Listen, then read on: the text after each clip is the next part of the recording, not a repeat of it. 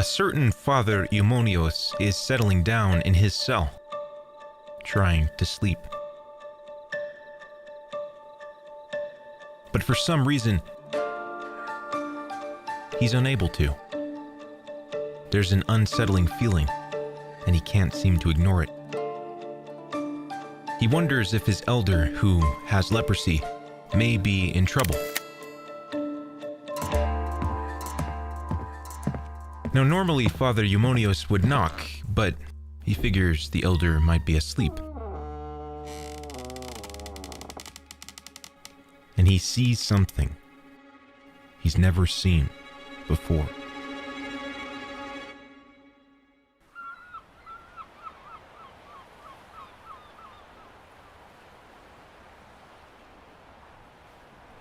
It's 1378. The first colony for leprosy patients is opened in all of Greece. Their goal is to stop the spread of the disease which causes disfigurement of the body. The word for this colony is lovocomio. The lovocomio is maintained for over 6 centuries, through many wars, natural disasters. At a time when most patients would be left for dead, here they're cared for and can live a relatively normal life. And things continue for 500 years until 1881, when a terrible earthquake hits the island of Chios, destroying much of the colony.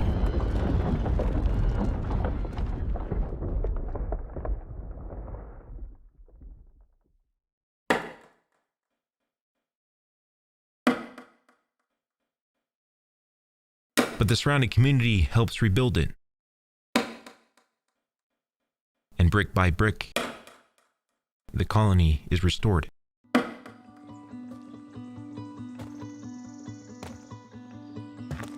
In the early 1900s, Saint Anthimos Vagianos arrives at the Lovecomio.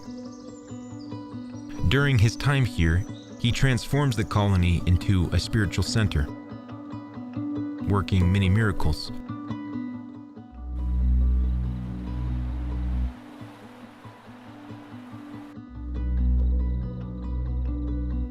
And it's here that he meets the young Nicholas. Nicholas is born in 1890 in the beautiful mountainous village of Chania, Crete. He's born into a simple and pious family, but his parents die when he's very young. Now an orphan, he lives with his grandfather, but leaves when he's 13 to work in a barbershop. It's during this time that he begins to show the first signs of leprosy. Lesions begin forming on his skin. His hands and feet are sensitive to the touch. Now, the young Nicholas knows that most leprosy patients are cast away, sent to live on the island of Spinalonga, where a slow death is certain. So to avoid this exile, he moves to Alexandria in Egypt and works in another barbershop. But as time goes on, his disfigurement gets more obvious. So with the help of a cleric, he goes back to Chios and arrives at the colony of Lovecomio.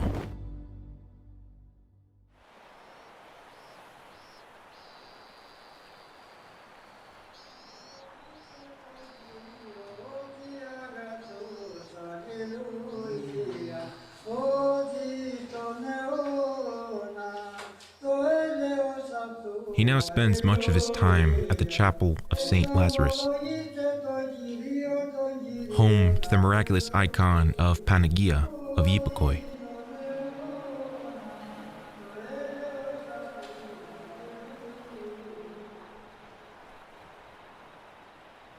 Like a whisper in the wind, Nicholas begins feeling the call of monasticism. And so, in 1916, Father Anthimos conjures him with the name Nichiforos. For the next 40 years, he continues a life of monastic obedience. His days are spent praying, gardening, and writing down the miracles he's witnessing of his spiritual father, Saint Antimos. In a rich home within the country, there had befallen a great rage. What kind of rage? Everything in the kitchen, bottles, glasses, vases, plates, were found in the morning thrown, cluttered in the middle of the house. They put them back in place and again found them in the middle. This happened many times. A pious man enlightened them, saying, "Go get the young priest from Lovocomio. He is the only person who had boldness before God." So our holy elder Antimos went to the home, prayed to God, and the rage ended.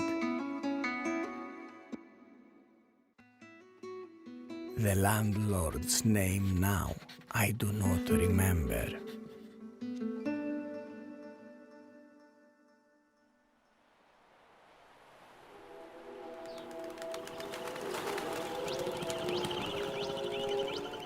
For many years, Nichiforos is the head chanter of the Church of St. Lazarus. But as the disease creeps into his eyes, he eventually loses his eyesight. Despite this, though, he never loses his peace. He never quarrels with others, and at all times attempts to avoid injuring the hearts of those around him.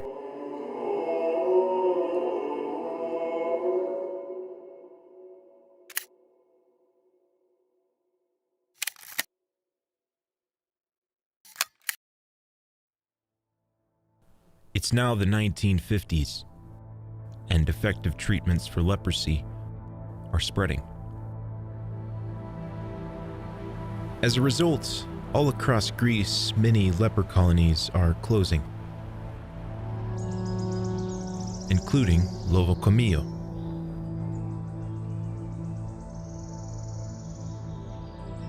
But reaching the end of his life, and with much of his flesh already eaten by the disease, it's too late for him to receive treatment.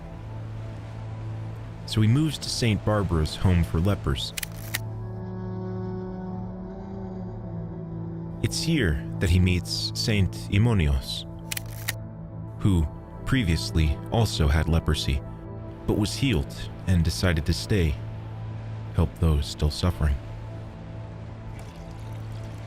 He quickly becomes a spiritual son to the elder, caring for him and receiving spiritual guidance.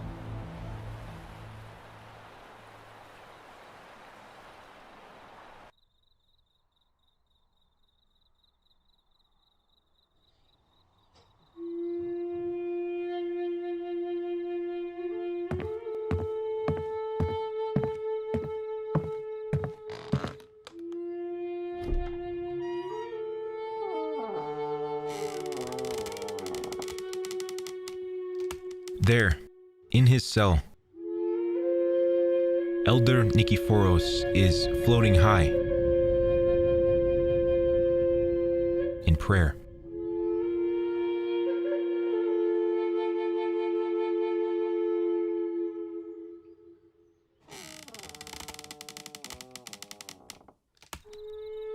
Feels terrible for intruding, but at the same time, grateful that he got to witness the true glory of Christ through the elder.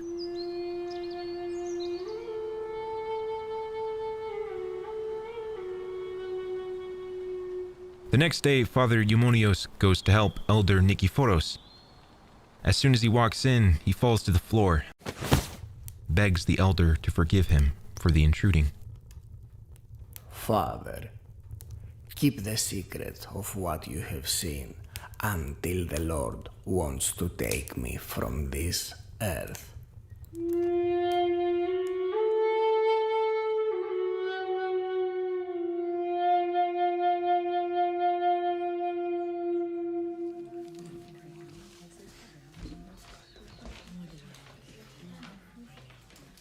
All across Greece, people now flock to see Father Nikiforos, seeking counsel and prayers from the man of God. They relate that despite the extreme pain he's in, they see him smiling, patient, and loving. And on January 4th, 1964, when he's 74 years old, Saint Nikiforos reposes peacefully in his cell.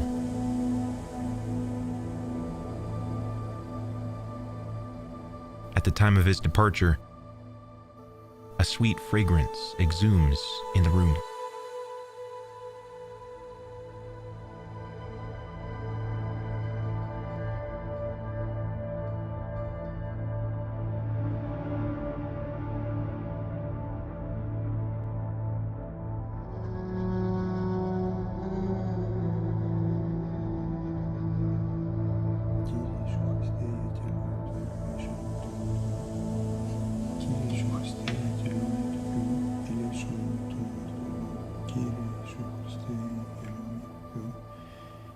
Father Amphilochios is praying in his cell,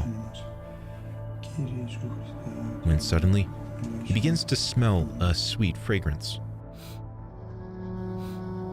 Looks around, tries to find the source, and he notices that it's coming from an envelope. And when he opens it, he finds a fragment, a holy relic,